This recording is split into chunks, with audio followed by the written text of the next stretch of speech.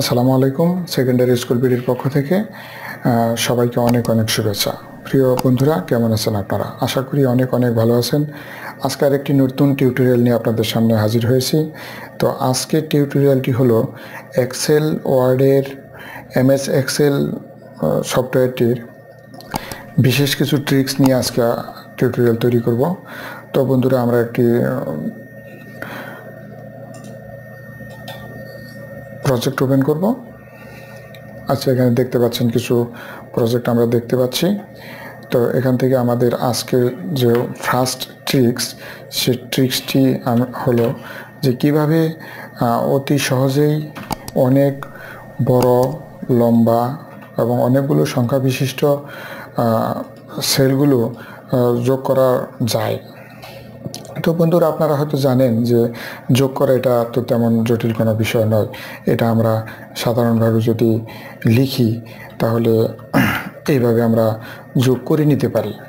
তো এটা স্বাভাবিক একটি প্রক্রিয়া।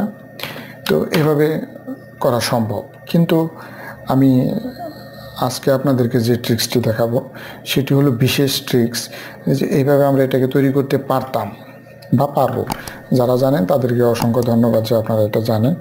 কিন্তু দর্শক দেখতে পাচ্ছেন যে ঠিক আমাকে এদিকে কিছু কলাম আছে যেগুলো যোগ করতে হবে, আবার মাঝখানে কিছু দেখা যাচ্ছে এগুলো যোগ করতে হবে। তো এখানে কিন্তু আলাদা আলাদাভাবে আমাকে এই ফর্মুলাগুলো লিখতে হবে। তো আমরা কীভাবে আলাদা আলাদাভাবে ফর্মুলা না লিখে একদম শর্টকাট এই কাজটি করতে পারি, সেই ট্রিক্সটি আজকে আপনাদেরকে দেখানো হবে। তো বন্ধুরা, আমরা কথা না বাড়িয়ে সরাসরি কাজে চলে যাচ্ছি। তো আমরা আমাদের যে রেঞ্জ বা এরিয়াটুকু আমরা যোগ করব, সেই এরিয়াটুকু আমরা একটু সিলেক্ট করে নিই। আচ্ছা বন্ধুরা, দেখতে পাচ্ছেন যে সিলেক্ট করে নিয়েছি।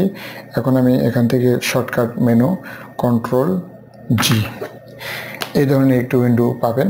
এই উইন্ডো থেকে এই যে দেখতে পাচ্ছেন স্পেশালে ক্লিক করব। স্পেশালে ক্লিক করার পর এই ধরনের একটি গো টু স্পেশাল উইন্ডো পাবো আমরা। ওই উইন্ডো থেকে ব্ল্যাঙ্ক, দর্শক দেখতে পাচ্ছেন, এই ব্ল্যাঙ্ক ক্লিক করে তারপর আমরা ওকে বাটন চাপবো। আমরা ওকে বাটন চাপলাম। বন্ধুরা দেখতে পাচ্ছেন যে শুধুমাত্র যে ব্ল্যাঙ্ক সেলগুলো আছে সেগুলোই কিন্তু সিলেক্টেড অবস্থায় আছে, আর বাকিগুলো কিন্তু ছেড়ে দিয়েছে। তো ঠিক এই অবস্থায় রেখে যদি আমরা অল্টার ইকুয়াল বাটন চেপে দেই, তাহলে কিন্তু দর্শক দেখতে পাচ্ছেন জাদুর মতো কাজটা হয়ে গেল। কিন্তু আমরা যদি এখানে যোগ করতে যাইতাম তাহলে কিন্তু অবশ্যই অনেক সময় অনেক শ্রম আমাদের ব্যয় হতো। বন্ধুরা, দারুণ না? তো আমি আরেকটি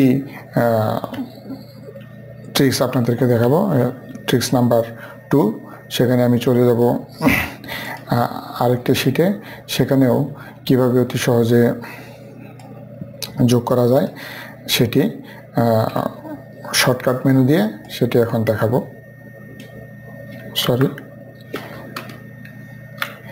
ঠিক এরকমভাবে আমরা সিলেক্ট করে যে এরিয়াটুকু সিলেক্ট করব, সিলেক্ট করা অবস্থায় সরাসরি অল্টার ইকুয়াল বাটন চাপলে আমাদের যোগগুলো বেরিয়ে আসছে। কেমন লাগলো বন্ধুরা? নিশ্চয়ই ভালো। তো এরকম আরও সুন্দর সুন্দর ট্রিক্স নিয়ে আমরা পরবর্তীতে আপনাদের সামনে হাজির হব। তো টিউটোরিয়ালটি ভালো লেগে থাকলে অবশ্যই লাইক দিতে ভুলবেন না। সেই সাথে একটি কথা, যারা এই চ্যানেলে নতুন তারা অবশ্যই চ্যানেলটি সাবস্ক্রাইব করে চ্যানেলের পাশে থাকবেন। দোয়া করবেন চ্যানেলের উন্নতির জন্য। সবাইকে অসংখ্য ধন্যবাদ জানিয়ে আজকের টিউটোরিয়াল এখানেই শেষ করছি। আল্লাহ হাফেজ।